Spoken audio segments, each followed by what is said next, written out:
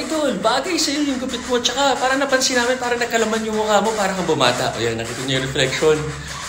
Dati nung sinasabihan niyo akong payat, mukhang bango, parang anatomy, lahat ng muscle, ng buto, lahat ng ugat.